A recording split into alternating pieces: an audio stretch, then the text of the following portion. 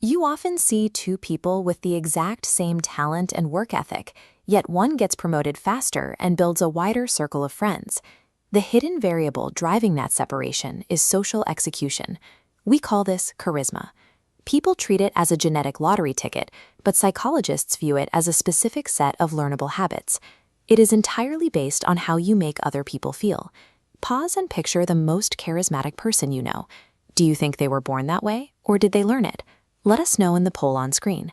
By mastering 6 distinct psychological tools, you move social success out of the realm of unpredictable luck and turn it into a systematic outcome. Step 1 relies on a 1920s cognitive bias known as the halo effect. This occurs when one distinct positive trait artificially inflates a person's overall impression. Look at this image of an iPhone. Consumers trust the sleek design and high build quality of this single flagship product. That trust creates a halo over the brand's entire ecosystem, prompting people to buy laptops and watches without a second thought. This transfers directly to people. In this photograph, athlete Sachin Tendulkar holds a championship trophy. Fans admire his peak physical skill. Because of this, they will blindly trust products he endorses, even though cricket has nothing to do with the product itself. You trigger this in your own life by prioritizing your first impression. Dressing neatly and projecting initial confidence forces others to overlook minor flaws and automatically assume you are highly capable. Step 2 is active constructive responding. Most people hear good news and offer a standard, forgettable congratulations. The alternative is treating their success as if you achieved it yourself. The framework requires 3 distinct steps. Display high energy, ask questions that force them to relive the exact moment they got the news, and explicitly tell them their hard work earned the reward. Think about a coworker telling you they just got a promotion. Which of those 3 steps, enthusiasm, follow-up questions, or giving credit, do you usually skip? Sincere celebration in a competitive environment immediately disarms pure jealousy. It elevates your status to that of a trusted leader. Step 3 is the Ben Franklin effect. If you want a stranger or a rival to like you, the instinct is to do them a favor. The reality is, you should ask them for one. This animated diagram illustrates cognitive dissonance. A person's brain experiences conflict between the thought, I don't know this person well, and the physical action, I am helping them. To resolve that friction, the brain automatically generates a positive emotional connection. Identify a colleague you want to connect with. Plan a specific, low-stakes favor you can ask them for this week, like a quick piece of advice. Asking for minor help makes the target feel uniquely valued. By placing them in the role of the expert, you bypass the friction of small talk and open the door for a more cooperative relationship. Step 4 is the Pratfall Effect. Presenting yourself as flawless creates distance.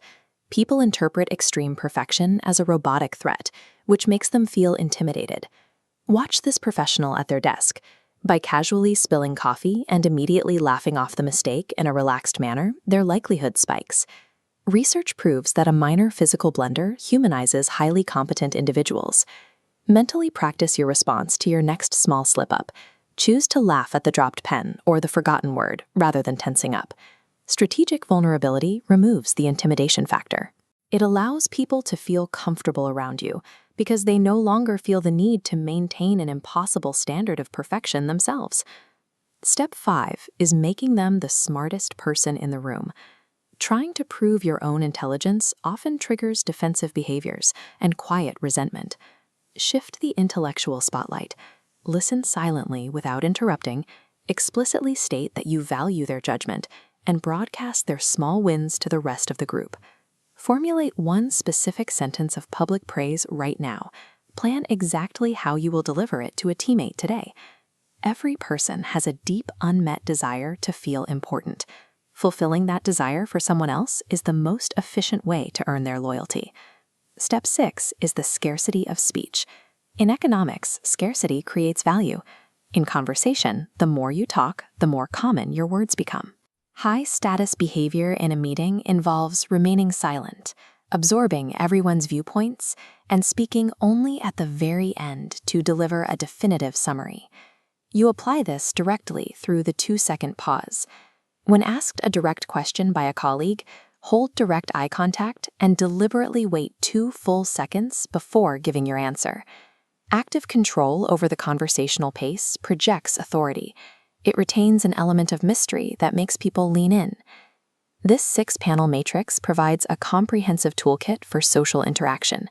The first 3 tools focus on outward tactics, leveraging the initial halo effect, practicing active responding, and triggering the Ben Franklin effect through small favors. The remaining tools manage group dynamics. You show strategic vulnerability via the Pratfall Effect, empower others' intellect, and utilize speech scarcity to increase the weight of your words. Charisma does not require a mystical aura.